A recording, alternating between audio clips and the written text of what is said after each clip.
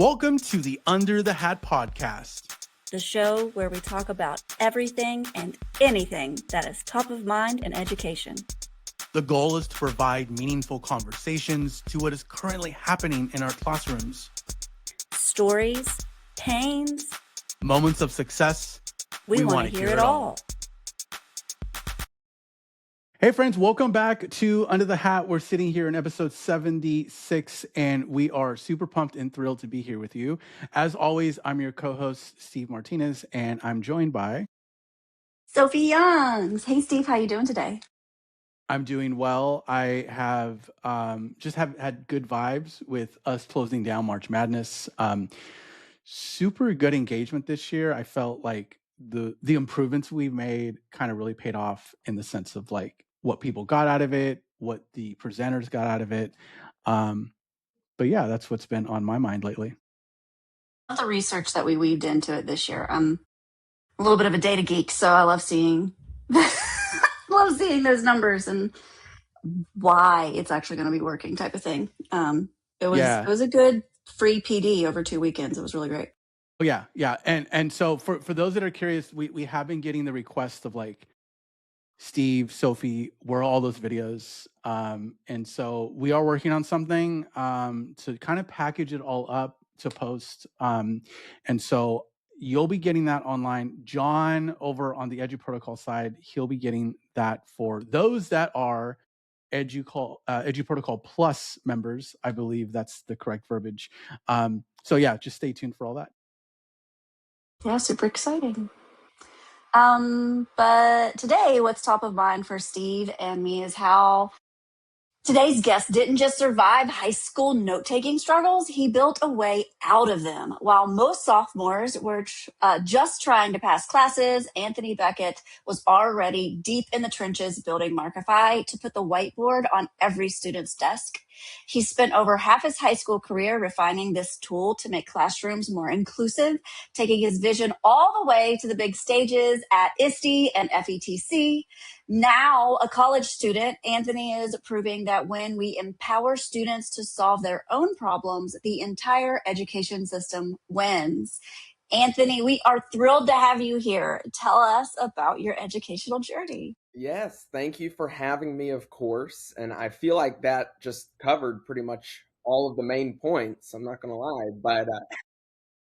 but yeah, I guess I can kind of take you back to the beginning in a sense. And so I was a high school sophomore student when I first kind of came up with the idea for Markify. Of course, it was nowhere near like what it is today. But I was sitting in math class. My teacher was writing notes at the front of the room, and it was a very traditional kind of lecture. We were kind of copying the notes down onto our note sheet and whatnot. And all of a sudden, for the 100th time, he erased the board before I had all of the notes down. And so that was kind of when I first had the idea, I've got a Chromebook sitting in front of me now. Why can't the notes that my teacher's writing up at the front, why can't those notes be on my Chromebook where I can see it up close and even go back to what I missed? And so that was where it started. It kind of, I spent the next 6 or so months building out a prototype of that. I had built plenty of websites and things before. And so that's kind of, I was always a big technology geek, of course. But I built out a prototype. It was called TeachCast at that point. But when I started showing it to some of my teachers, the feedback, they liked it, but their big question is, why is this one directional? Why can't, if I can write and the notes show up to students up close, why can't students write up close and it show up for the whole classroom? And so that's kind of when it started shifting and morphing into the Markify of today.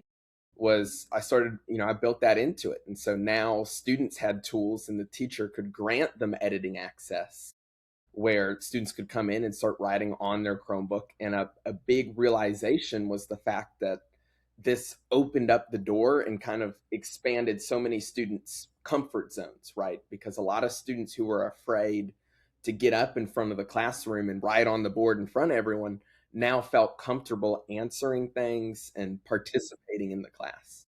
And so from there, I kept building it out over my junior and senior year. Senior year of high school is when I really started getting it out into the world. I spent most of my junior year just kind of rebuilding everything and freshening it up.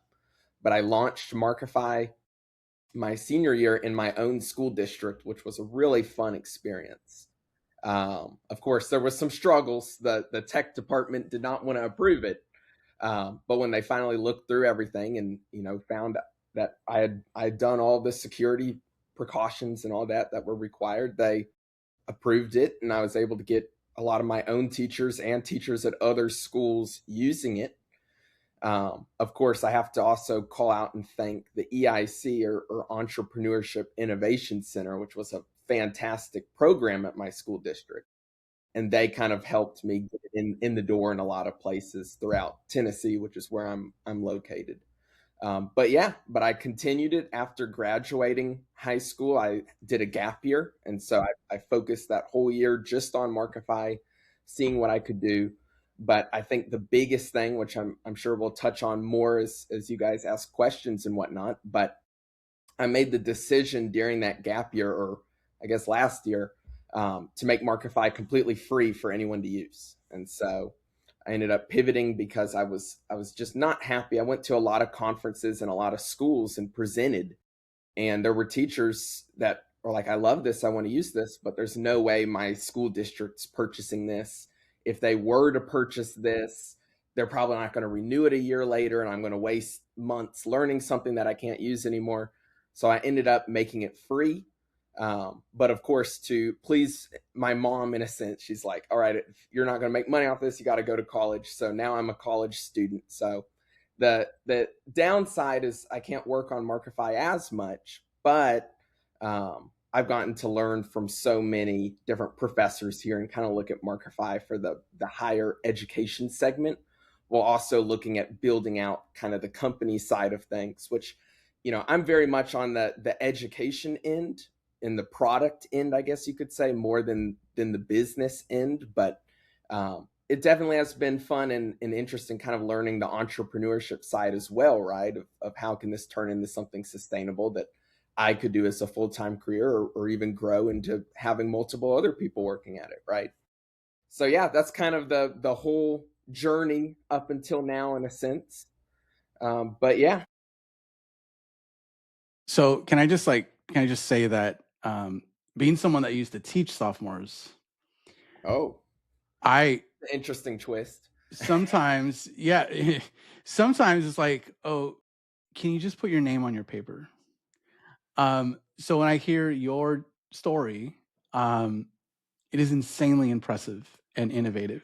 And I do find it like inspiring in the sense of like, hey, you saw this need, and wanted to grow something, um, basically from scratch, right? And so I'm kind of curious about, what has this balance been like for you? Because like you are the CEO, right? Like you're the CEO of Markify. You're an entrepreneur. What's this? But you're still living this life of a student. Like you're still a high school student, right? Like I'm curious what I just feel like it would be like this interesting balance of feeling grown up a little bit, and doing these things that are maybe outside of what the norms are for a high school and a college kid. I don't want to say kid, but like a student. And but then also like there's also like the social components of all that, right? I'm just curious what this balance has been like for you. Yeah. Well, first of all, thank you for the kind words. I definitely get that a lot, but I think you'd be surprised. I'm seeing so many things. I still go back to my school district to present, and I guess inspire, you could say, I guess. But I recently met a student at my old school who was starting his own kind of Edtech tool and product to solve a different problem that he had in class. And Mm. so I think some of that's probably AI related, with all the vibe coding and whatnot. But I think we're kind of entering a new era of students solving problems and building businesses and doing things. But yeah, getting into your question on balance, I guess short and unfortunate answer is there's no balance at all. There is like zero. effective balance. Um, I pretty much put Markify over everything else because I really did enjoy doing it. I'm definitely a workaholic kind of person, I guess you could say. But there were many days where I barely got by in school and kind of passed classes in a sense. And so, um, when it came to my junior year, I did a bunch of AP classes because I like to hang out with people smarter than myself. So I had a lot of friends who were your top of the line, gifted kind of students, 37 AP classes. But I kind of realized my junior year, like if I'm going to go to a top college or something, like I've got to do all these classes. And I ended up, partly because of Markify, partly just because I'm not that kind of academic person, I guess. I did not excel at a lot of those classes.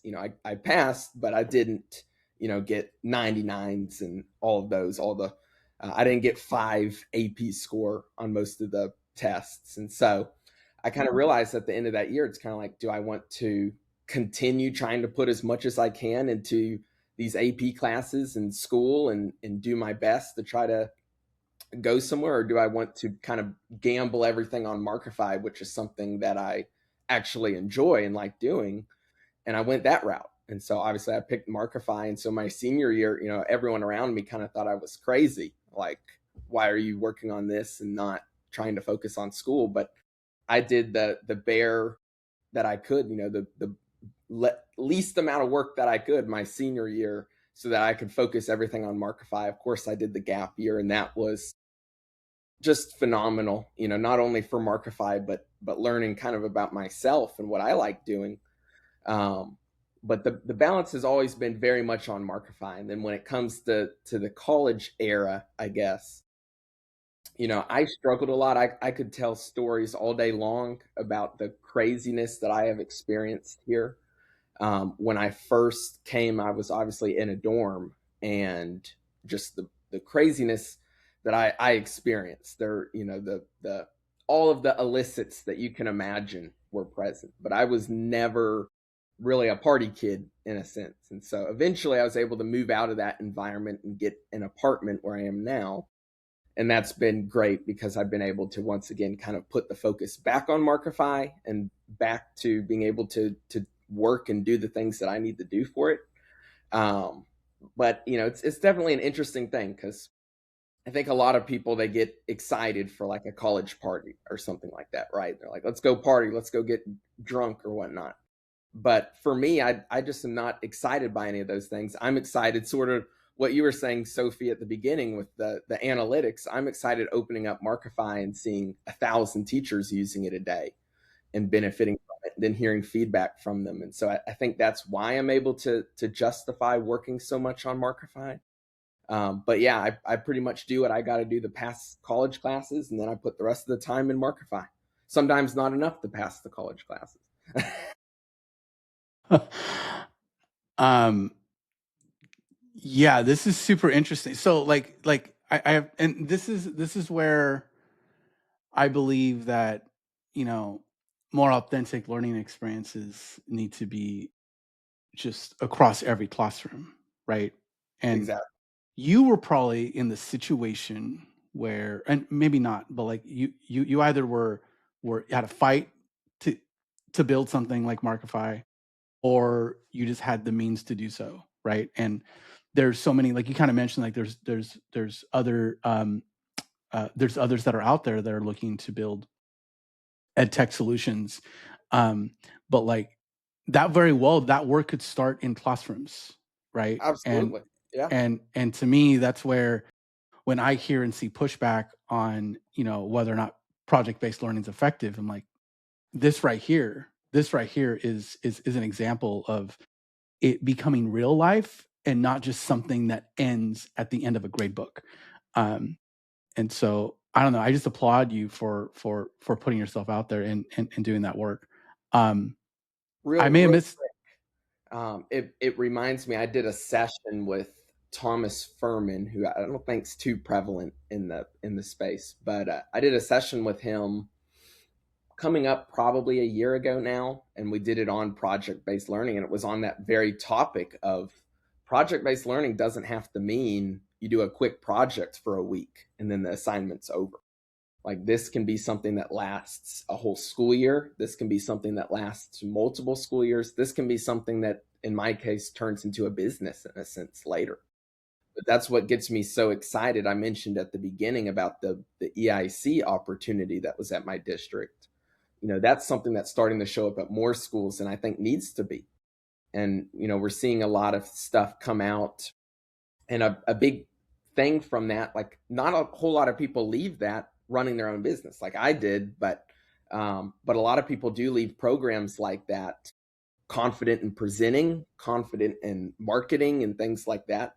But I think the more skills, and really not even just entrepreneurship, but kind of CTE in general, or even outside of CTE, the more skills that kind of can be taught, I think, during K through 12, that you can come out and go to college, or even not even go to college, and have those skills and kind of knowledge. I think that's kind of what the future is looking like, right? I think that's what it needs to look like.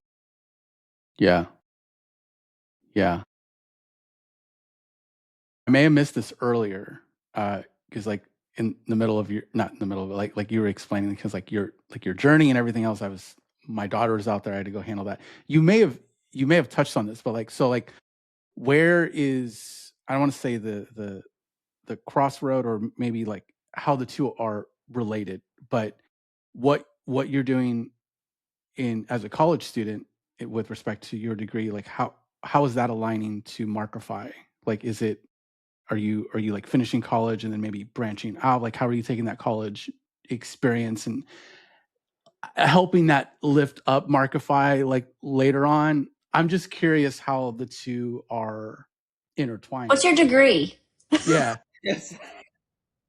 It's a long way winded of asking that. No, I mean, well, I guess I should say, and I kind of mentioned this part earlier, but I was really not that excited to come to college, and I still am not a huge college fan. Like, not because I don't think college is good. Like, I think for most people it is something that they should go do, but just for myself, I was never that excited about it, even before I thought of Markify being a business, right? I was still wasn't that excited about college. I felt like, everyone around me when I was starting off high school is like, oh, college should be great. You'll find your people. You'll love all that. But I would say that certainly hasn't really happened in a lot of ways. So, but the reason I bring that up is my focus is still mostly on Markify, but college has been good for kind of continuing to work on it while having a comfort layer. Of course, like I'd mentioned, my mom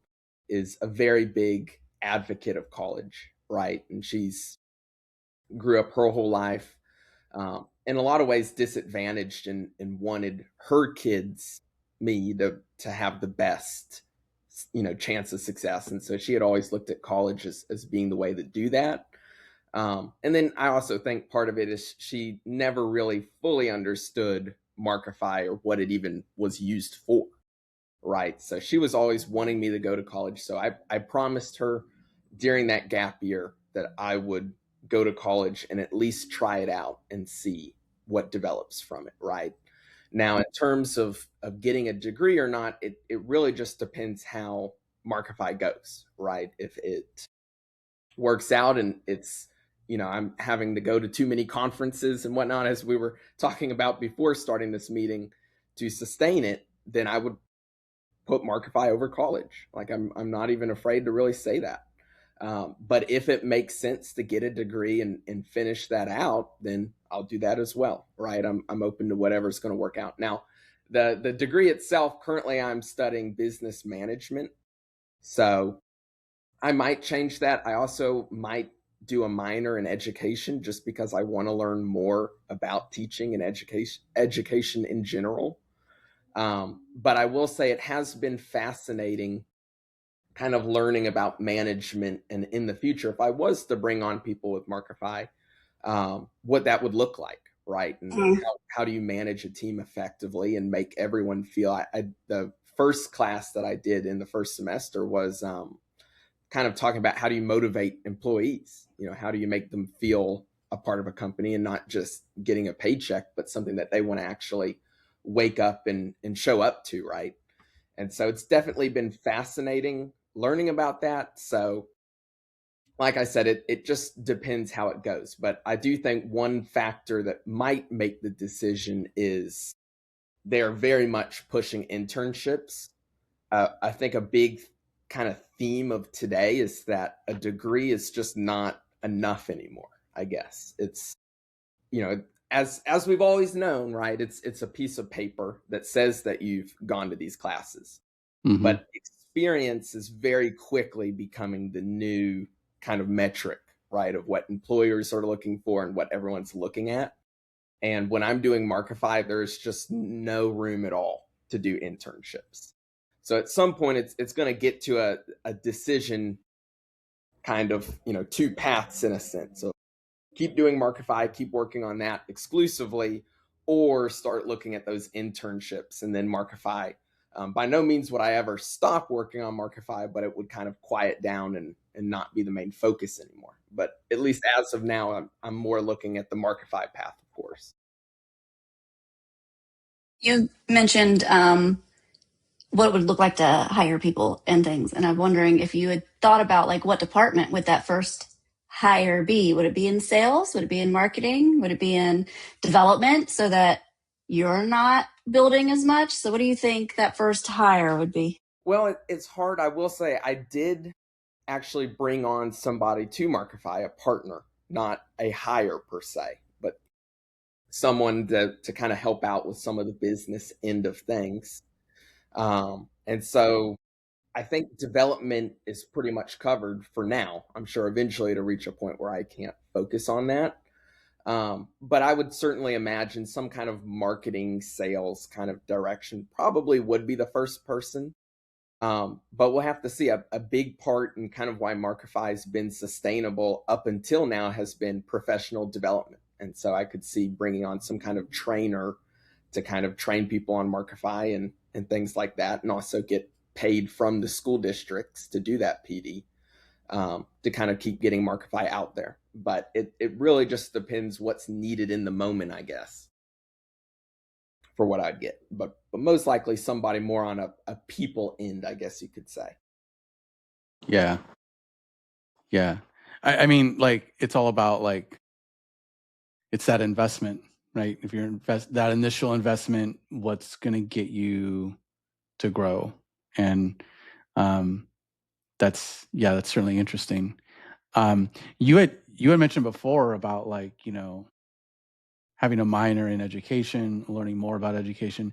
Just curious if you have put any thought into like going into teaching yourself, right? Because like that would give you a whole lot of insight. Yeah. of Sure. Yeah, and it's not like you teach forever, right? I was just like, it's just a thought that occurred to my head. I'm like, oh, he could even go like you could even go teach CTE, right? Having That's those what I was industry hours. about to Yeah. say. I think the first thing I'll say, I spend a lot of time like looking into education and trying to understand it. That was a big focus of mine. Well, it's still a big focus, but it was a big focus during high school. I met with pretty much like pretty much everyone in my school, I want to say, at some point, and met with them and learned from them about not just Markify. I mean, obviously I'd bring it up and, what are your thoughts on this? But, what are the problems that you're experiencing right now? But I think the hard part, and has always been the hard part for me, is I'm not a teacher, right? Trying to build Markify. And so I very much rely on what people using it say, and even what people who don't use it but have ideas for what problems they experience, to help me kind of guide where I'm going with it, right? But I've always treated it like I am not the expert.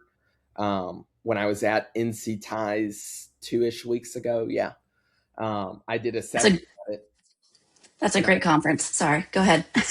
It is a phenomenal conference, especially this year. It was amazing. But I did a session at the end, and I opened my session with like, look, I'm not a teacher. I'm not here to tell you how to teach or what strategies to do. that's all of your jobs. And so the whole session was kind of, I don't know if either of you have heard of the show Pluribus, but I brought that up at the beginning, and it's kind of like the show's about a hive mind. And so essentially everyone on Earth kind of connects together into one brain with all of the common knowledge. That's so crazy cool.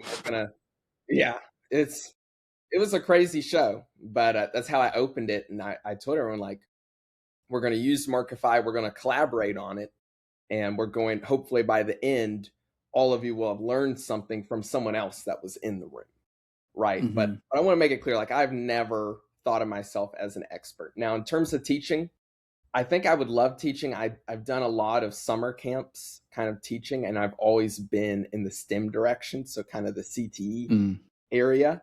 But I love teaching programming.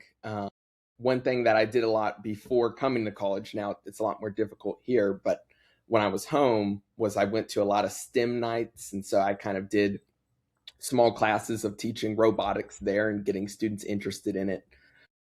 And if I wasn't doing Markify, if I was starting like a brand new company, I guess, I would probably want to do something in the STEM direction, just because in a lot of ways, I think that's what I'm most passionate about, specifically when it comes to education. On the other hand, I could not be a math teacher at all.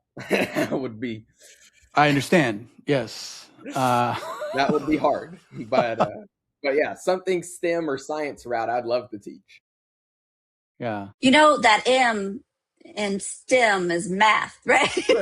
I'm not the math part. I guess that's a good focus. He's going to stay.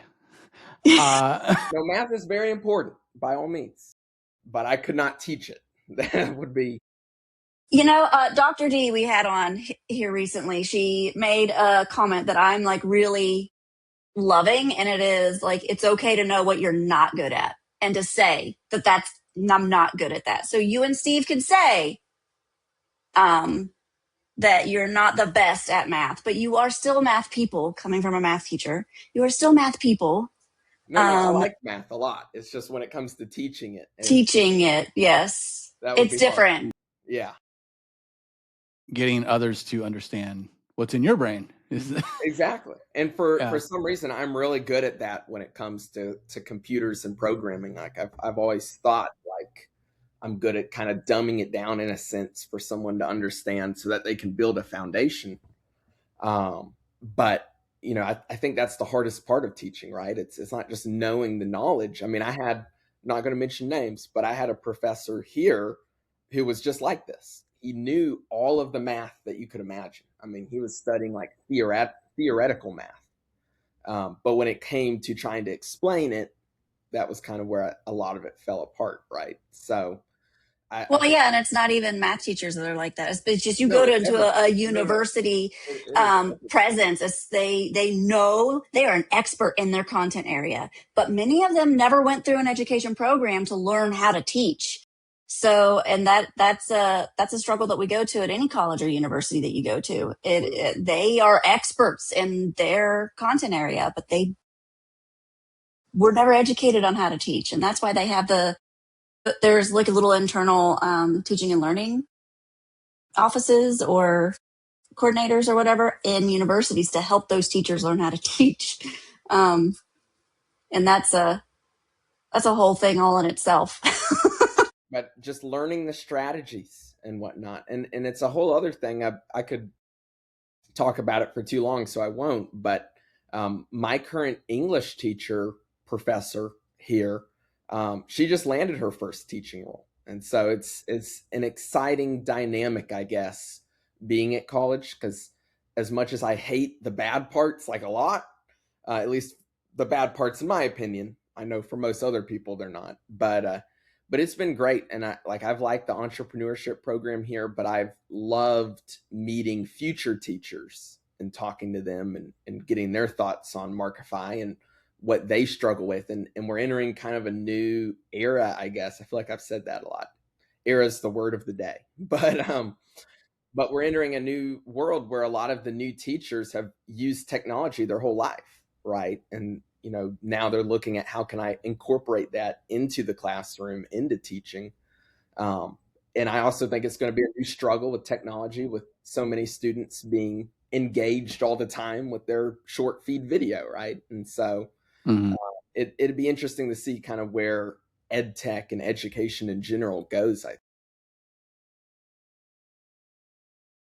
Well, Steve and I have a lot um, of thoughts about ed tech and integrating it into the classroom and how to keep their attention.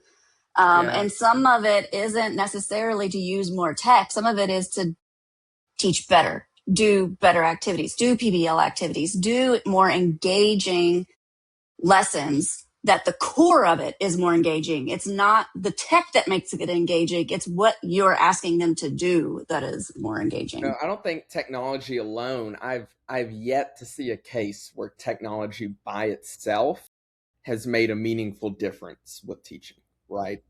I think when it's used correctly, it can do a lot, but I think there's a lot of teachers who, unfortunately, the thing that I get, because I've gone to so many schools and districts and presented, of course, so I've seen a lot of this. When you were talking earlier, it's okay to not know what you don't know, right, or what you're not focused on. Yeah, it's the opposite here. I feel like I know this very well. I've gone to a lot of schools, and it's not that teachers don't want to use technology, it's that they were not really educated by their school on the technology. And so I've had so many, I was talking to a teacher not too long ago. They're like, they put this interactive board in my room, never showed us how to use it outside of just writing on it like a normal whiteboard. So what was the point, right? So I think that's where a lot of the struggle comes from. I also think it's really easy to walk into a conference, right? It's really easy to walk into ISTE or FETC and be like, oh my goodness, EdTech is the biggest thing in the world. This is being used everywhere. But when I actually go to schools and talk to teachers that aren't at these conferences, I would I mean, I don't know the actual numbers off the top of my head, but I would say only around 10% of teachers really use ed tech for teaching, right? Yes. They might use Yes. a grade book, right? They might know how to assign something in Google Classroom, but they don't actually use it for doing the actual teaching side of things. And that's kind of been a big focus of mine with Markify, is how can I make something anyone can learn, anyone can access, once again, why it's free, and they can start using it in their classroom to engage students and make learning more accessible by putting it on everyone's desk. So that's kind of been a big thing. But like I said, it's so easy to go to these conferences and think this is the biggest thing ever. But when you really look at it, I really don't see that many teachers effectively using technology. And I know, having recently graduated, I would say out of all my years of school, maybe only 2 or 3 teachers ever really effectively used technology. Most of them still did it the way it's been done for 60, 70 years, which there's no problem with that. But it's, how can we do stuff? Well, there's no problem specifically with old technology, right? Um, and there's been a big theme of, should we just get rid of all the screens? But I think what we should be looking at is, how can technology do things that couldn't be done before, right? How can we do something that a whiteboard or a piece of paper couldn't do beforehand? And I think a lot of the current ed tech is just trying to replace something that already existed, right? This worked on paper, but let's do it on computer now. And so I think, but the focus, and some of this is happening with AI, but I think now the focus, how can we do things that just couldn't be done without a computer, right? Without technology, and how can we use both of those to better engage students in a time where students certainly need a lot more engaging, I think, because they're getting so much stimulus from technology and things on their own, right? So that's kind of my take on it, I guess. So there were so many thoughts flying through my head Right. with that. But one that is actually kind of stapled in there is, Sophie and I have this, ed tech experience, and I don't mind sharing this, but I always felt, working at Cami, there's like all this emphasis for like, oh, we're preparing for FETC, we're preparing for ISTE, we're preparing for Q, right? Like these TCEA, like these more powerhouse kind of events. And in the back of my mind, I get it. Like I'll say it, the end goal there is lead generation, is new business. That's the Mhm. angle, for better, for worse, for dirty or whatever. But in the back of my head, as being an educator there, like a true educator, I'm like, those people at ISTE, those are not the people that need Sophie. Those are not the people that need Steve. Like, it is in more grassroots, like kind of what you're talking about, Anthony, of like the teachers that are actually going to ISTE. Those are not the ones that need support with integrating technology effectively and purposefully. It are the ones that are not there, that are using the technology maybe in more archaic or only for productivity purposes. But those are the folks that like need that kind of support, right? And so for me, that was always like, yes, the big shows are nice and they're a lot of energy, but what are we actually doing to help teachers on a more like national, global scale? When the national conferences, those huge regional conferences, are kind of expensive to go to. And the ones that districts, a lot of the districts that I worked in, they don't have the funding to send teachers to those. And if they do, it's like one, maybe two.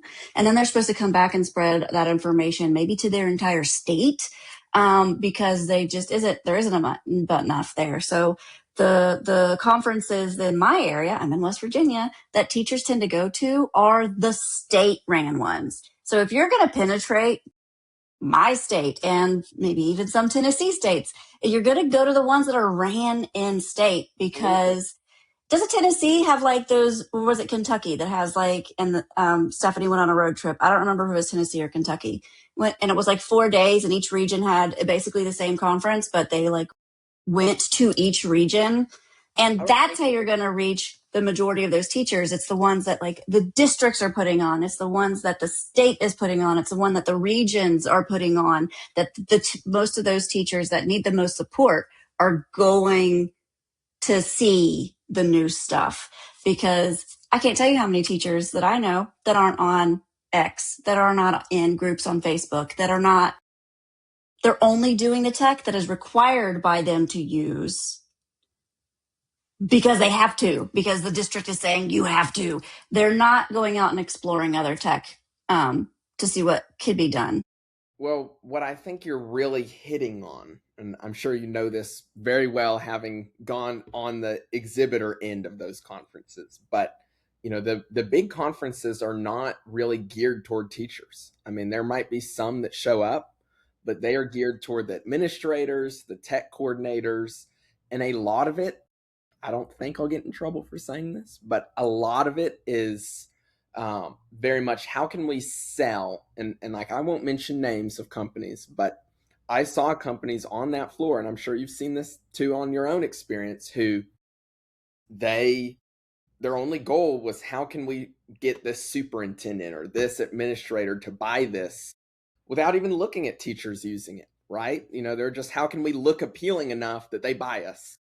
And there's not even any focus on the actual integration end of things, right? It's just focused on getting them to purchase it, getting that contract, getting that purchase order in, and that's it. And I remember my school district, I remember it very fondly. They've spent so much money on technology. I mean, I went to a very fortunate school district my middle and high school years. Lots of wealth, lots of money. And they spent millions on education technology. Very few teachers really used it. I mean, very few.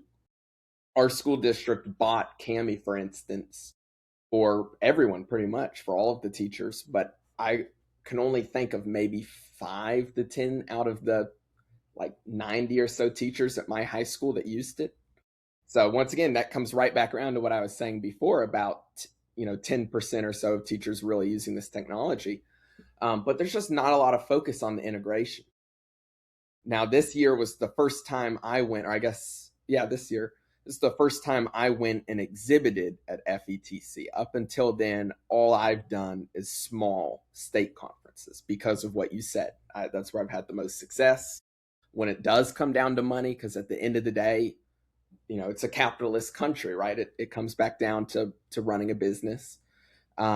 It's where you get the most bang for your buck, in a sense, right? For going to those small conferences and getting teachers using it. But one of my favorite conferences to go to is ACTM, Alabama Conference of Teachers in Mathematics. But it's on math. I know we're coming back to math, but yeah, it's one of my favorite conferences. I was invited there thanks to someone that I knew, that his somebody in his family, I can't remember, but I knew somebody in my school district who then someone in his family tree at some point goes to this conference and helps run it. And so he invited me to it 2 or so years ago. And so that's one of my favorite conferences, though, because it's all math teachers pretty much. And there's very little technology. I think when I exhibited there last year, it was me and one other group, Scenage, we were the only tech companies there, I guess. But I would say 95 out of 100 people, coming by, like they didn't really know any technology, right? This was a very new space for them. But I will also tell you, I had a session there. It was packed. I mean, I want to say there was 40, 50 people there. So they want to learn the technology. They want to use technology, but their school or their district is just not providing the resources to teach it to them, right? And get it in front of them. They might be doing PD on how to engage students, but are they doing, a PD on how to use this technology, how to use this tool? So I used to be a district coach, so like I've even seen that side of things where it's like teachers want to learn how they can do it, but the school district has like their hands tied on what they have to do PD on. So they are limited on time. And then do they have the funding to provide the PD that is quality? Some districts don't have coaches like me, and some districts have cut coaches because of funding cuts. And they have a teacher shortage. So they're putting their coaches back in the classroom to fill rooms. It's one of those things where like they know they need to do PD. They know their teachers need to learn more. But how do they get it to them? And is it a quality session type of thing? So it's a conundrum. It really is, because they have limited funding and they have limited time, and teachers are already tired just juggling what they have. It's like, in the long run, this is going to help you out and juggle less, but do you have the bandwidth to learn it to begin with? Then you add in the whole other side of things. And this is what I deal with quite a bit with teachers, is like, am I going to learn this new tool? And then tomorrow they pull the rug out from under me, right? And they up the price, or they add a price, or my school district decides to block it, or the school district doesn't renew what they bought, right? And so many of the teachers at my former school district, that's exactly what happened, where they spent all this time, the school district actually did PD and forced them to learn this one tool that I won't name because I don't want to get in trouble, but forced everyone to learn this one tool. And then the next year they completely pivoted to something else. And all these teachers are like, I just spent all this time learning this and getting familiar with this program. And it wasn't just a program, it was curriculum as well. So I just spent all this time learning this curriculum, and now we're pivoting to something completely different. Yeah. I was just having to go to a tech conference, right, and start learning new things. Yeah, I was just having this conversation yesterday with someone. I won't say the company, but my college, where we just wrapped up a pilot, right, for a solution, and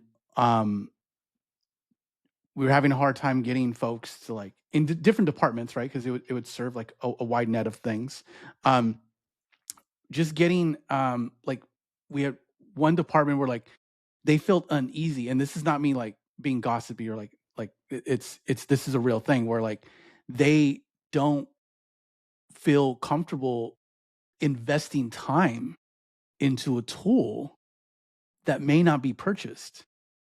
But then it's that balance of like, well, if you don't try it, it's hard to justify to buy it.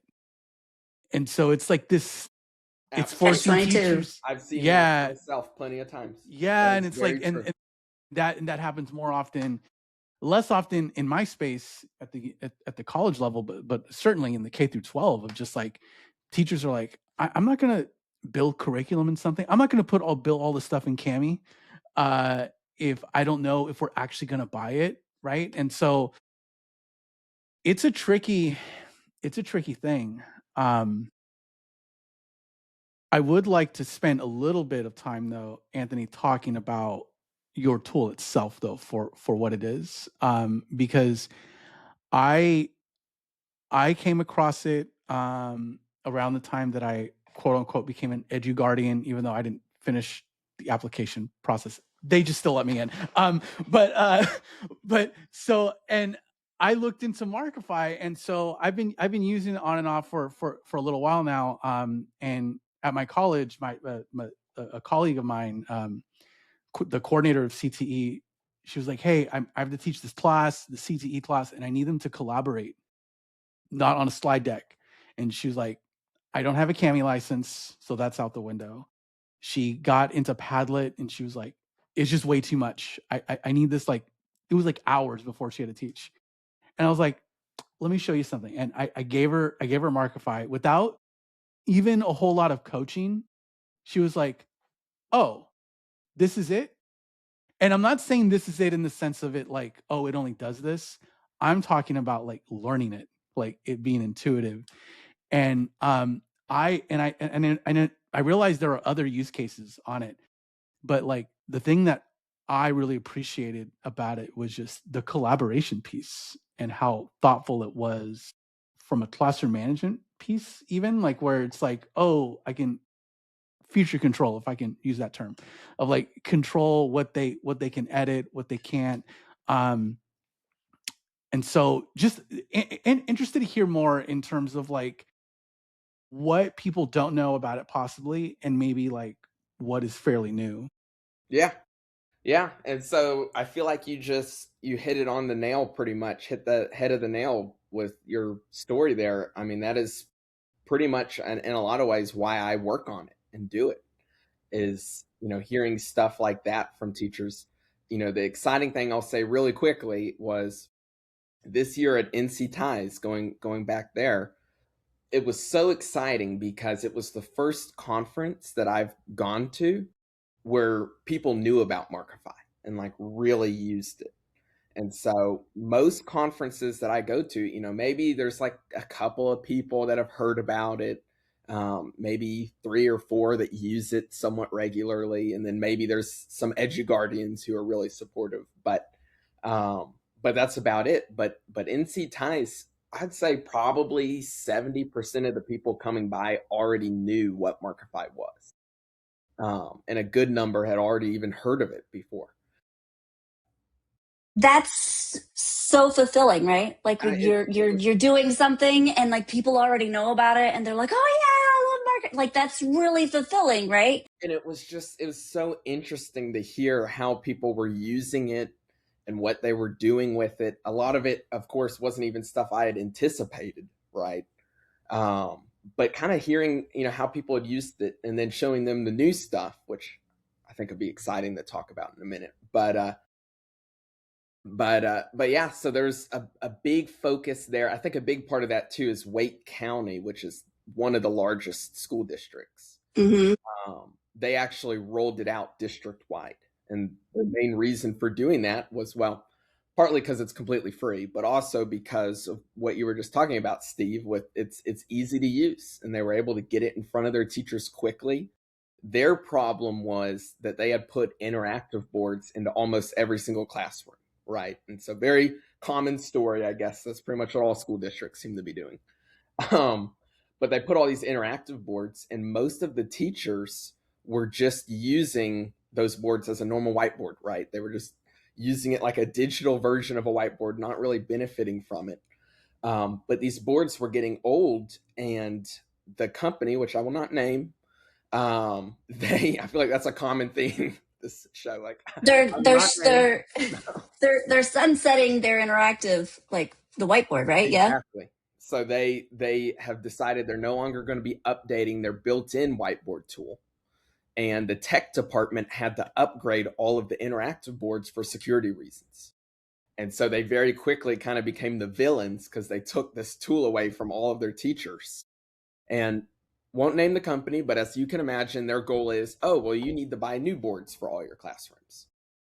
Because it's an expensive lift. Yeah. Extremely. So they had been looking, that the tech department being they had been looking for something that they could drop in for all of their teachers to use so that they could continue using their board. And Markify, like I said, it was free. And they told me too, when I met with them, like, we could pay for this. I mean, we've got, plenty of money. We could give you hundreds of thousands of dollars if we wanted.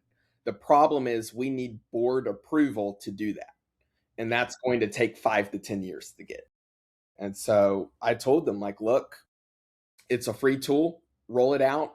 We can look at doing PD and some other things later to, figure out how this is, how the servers and all are going to be paid for. But they were able to roll it out district wide, and their teachers not only had a new tool that they could just start using, but they had, lots more that they could do with it, right? They had the collaboration features, they had everything else. And so that was what was most exciting, I think, was not only did they have a new tool, but they could do new things with it, right? And so I think last that I looked, about 15 or so % of their school district now uses it, which is pretty crazy adoption. That's just not something that happens. 15% being like almost 2,000 teachers, I think. And that happened in 6 months or so of time. So that's... So yeah, and it's only going to grow, especially as you add PD opportunities in. Exactly. And you've got some champions right there close that could go do the PD for you. We've actually already talked about that. And so Christy and Dave are very open. They actually came by the booth and started presenting at the booth for me. And I was like, okay, well, I'm going to just go use the bathroom, go get a coffee or something. You guys keep exhibiting for me. They got it. Yeah. But they're fantastic. But anyway, I got distracted, I guess, talking about Markify itself as a tool. I mean, I feel like a lot of it's already been covered, but the goal really is to just be the most easy to use whiteboard tool for the classroom. And as I'd said earlier, the goal, kind of the secondary goal is how can things be done on this that couldn't be done on paper or couldn't be done on a normal whiteboard. And so, when I'm at a when I'm at a conference, I'm always, a lot of people who come by are like, okay, so it's the goal to like get rid of paper or something. I'm like, no, the goal is the students got the notes up close. They've got the paper next to them where they're actually taking their notes, because paper is going to be better to remember things with. And they're using them together. The goal is not how can we replace the analog and put in the digital here. And similar to that, the goal is not to get rid of a normal whiteboard, right? I feel like a teacher, if you want to do an activity on your just standard whiteboard or even chalkboard on the wall, do it, right? What the goal is to do is how can we make collaboration safe, right? How can we bring this into the classroom? How can we make it where students can work together as a class to accomplish assignments and do work? And I've seen so many good use cases of Markify for that, from Socratic seminars to project-based learning even. And Socratic seminars being some of my favorite, because I've seen there's one teacher who showed me at NC Ties, he had put out titles for like characters, themes, all these different sections. And then all the students could all hop onto the same board and put sticky notes underneath it for all, what the main characters are, what they think the theme is. But that's something you just can't do on a normal whiteboard, right? It doesn't mean a normal whiteboard is bad, but you can only have a couple people up on that whiteboard at a time before they start getting in each other's way. Another thing is the normal whiteboard on its own doesn't save the notes for later. And so by being digital, all of these notes are saved.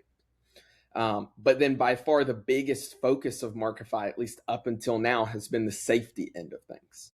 How can we do collaboration without chaos is what I like to say. And so the idea is with Markify, you have full control over who can edit and when. And so you can grant editing to just specific students. You could grant it to everyone. You can take it away at any point. Students cannot, by default, edit each other's work. They can only edit what they add to the board. A relatively new feature I've been rolling out is the ability to unlock certain elements. So most of the board can't be modified by students, but then maybe there's some titles that you want them to move for, like labeling a cell.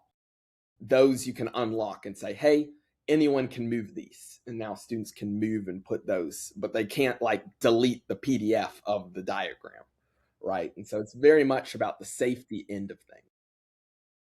The sticky notes. Yeah. I don't know, maybe it's because I'm a longtime Cami user, but I'm like, the sticky notes. I actually do not know how Cami does not have sticky notes. It is unbelievable to me. I actually brought it up with Hingy when I talked with them at some point in the last 2 years. I told them, like, you need sticky notes.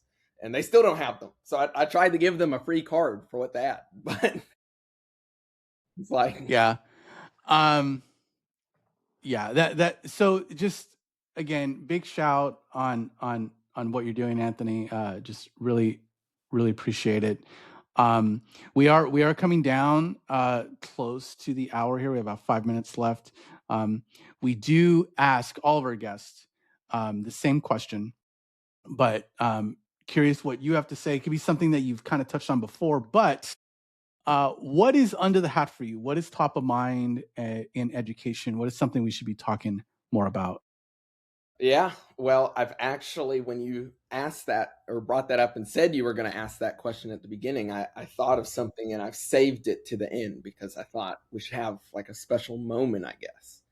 But I don't know. But I didn't just want to repeat something I'd said earlier or something like that. Yeah. I think the big thing that I'll try to really quickly say, I've been working on a brand new tool for over 2 years now. And so alongside Markify, it is part of Markify, but it's kind of its own product, its own tool in a sense. And it's first launching, I guess you could say, Monday. And so I'm rolling it out Monday, only in alpha. It's still got a long way to go, and only to a subset of users. So it's not going to be for everyone yet, because I want to make sure that I get it really right. Just because I think when I say what it is in a second here, you'll understand why it's very important to get this right and to really be careful with how it's used and what people do with it. I don't just want to roll it out to 10,000 people all of a sudden and have a bunch of issues or something. But anyway, this new tool is called Markify Breakout. And so, as the name kind of might imply, it's built on the same technology as current Markify, but for putting people into groups easily. And so, yes. And so the thing that has been top of mind here, the under the hat for me, is I actually had the idea for Markify Breakout before I started Markify or even TeachCast. And so a big problem of mine as a student is I never understood why teachers didn't do more group work in their class. There was a lot of group work in like elementary school for me as a student. But then once we got into middle school, maybe it was kind of one group project per quarter or per semester. And then by high school, it was like maybe one project per year even. And I'd always wondered that. And so I had thought my first idea for Markify and what turned into Breakout was, how can I make a tool that makes group work easy for teachers to do? And then I wanted to build that, but I realized very quickly, oh, this is going to be way too hard to make. I don't know how to really build this yet. And that's when I decided to go the whole classroom route and what Markify is today and build all that out first. And then about 2 years ago is when I had the realization I could take what I've been building and go back to building that group work solution. And so that's what I've been working on since then. I wanted to get out a long time ago, but it's just taken lots of iteration. And so the gist, though, of what Markify Breakout does is it kind of has several pillars. The first pillar, and all of this is based off of what I've collected talking to a lot of teachers about the topic. The first pillar is about ease of giving group work. And so the first piece of feedback I got from teachers is, I don't do group work because it's hard to set up. I've got to get all these posters, I've got to get markers, all of this other stuff. It is a pain to get everything made. And so that's kind of the first pillar, is kind of ease of assigning it. The second pillar is monitoring. And so that's kind of another hard thing, is how do you monitor students working together in groups, monitor their progress, give them feedback along the way. It's very hard to do. And then the third pillar, and perhaps the most important, is integrity. How do you ensure that each student did their part in their group, and it's not the classic scenario of that one person, me, doing all of the work for that group? And that ended up boiling down, that ended up being the biggest reason why group work wasn't done more, is I want to do group work as a teacher, but I just can't make sure, I can't grade off of it easily. It's really hard to grade, because how do I make sure everyone worked together? And so what Markify Breakout does is, first of all, the first pillar it solves, because you just upload a PDF like current Markify. And so you upload a worksheet. And what's exciting, the early on feedback I've gotten this far, is it doesn't have to be some elaborate group project. This can just be a worksheet that you would normally print out and give out to all the students. Now you can do it and say, I want partners, or I want them to do it in groups of 3. And now it pairs everyone up in a second with the press of a button. Everyone's paired up and they can go and be with their group and work on it. Monitoring, of course, it's real time. I'm very excited for the view of it. It's essentially a bunch of tiles with all of the groups, but those previews are live. And so you can see as people are working in it, and you can even zoom in to each group within that tile. You don't have to like open it. It doesn't like open a new tab and then you've got like 50 tabs. It's all in one place for the teacher. And then the third and final pillar, I think the hardest to solve, of course, is the integrity component. And so the way that works is it actually has a little percentage, I like to call it the POW, but a percentage of work indicator for each student. And so it shows a percentage of how much work each student did on the board in kind of a bar view. It doesn't actually give you the number, because a big piece of feedback was, how is that going to be super accurate? You know, when I talk to a lot of people, they're like, yeah, that's great, but teachers are going to take that and try to grade with that percentage. You know, they'll try to develop a mathematical way. That is not the goal. The goal is, this gives you an idea if the group's working together, and then you can open it up, look at the work, and you can open it in what's called the timeline to see a full timeline view of all of the edits that were made and who made those edits in the group. And so those are all the pillars of it. I know it's definitely a lot, but like I said, it's kind of a brand new tool in a sense. But it works together with current Markify. It actually has a built-in split screen where you can have a whole class board here and then the breakout board here. So here you could have like the whole class Socratic seminar, and then you could assign the worksheet of questions for them to answer here, and it all works together. Wait. The split screen is just inherently part of the interface? Like, yep. It's built in. You showed me that at FETC, didn't you? I'm pretty sure I saw parts of it. It definitely yes. Done. I saw the split screen, and I was like, Steve, I think you might have been talking to somebody else. Big surprise. So this is just hitting on being somebody that is, I feel at least, pretty versed on tools and technology in the classroom. Like you are hitting on so many things that have been pain points for so long, to where it is surprising that no one has solved this yet. That's what I've always thought all along. And you know, we've seen some things. I know Padlet has a breakout feature, but it's very rough. Of course, there's Zoom that has a breakout ability, but that's just for pairing people up. That's not really for work. And then of course, Cammy's got the teacher view, but that's not for groups. That's just for individual work. And so this is kind of similar to your teacher view in Cammy, but it's specifically for group work. And there's so many other things I could go down with this. Like one quick thing I'll say too, students don't even have to sign in. And so accounts aren't even required. You can pair everyone up, and it actually remembers what group a student was in, even without signing up. So if they close their computer and open it later, they'll still be in the same group when they come back. Will you not be able to see, like, if I was looking at it, and would I be able to see student Sophie, or is she just going to be like a guest? Like No, I want to would know have who's her name. who. No, It would have her name? it's kind of like a Kahoot, like you type in your name at the beginning. Okay.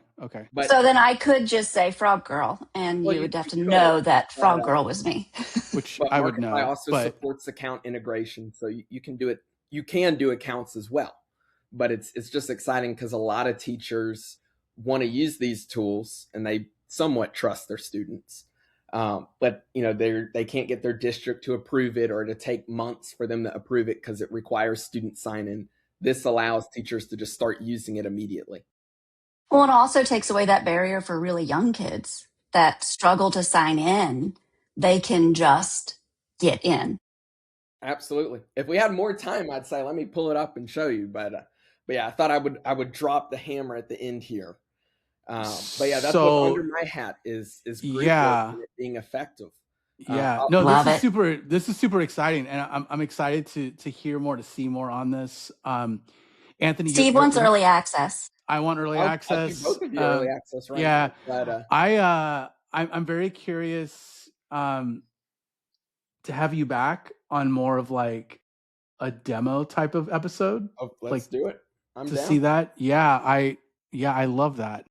And I'll say the final thing, the slogan of it, because I'm really proud of it, is group work becomes teamwork.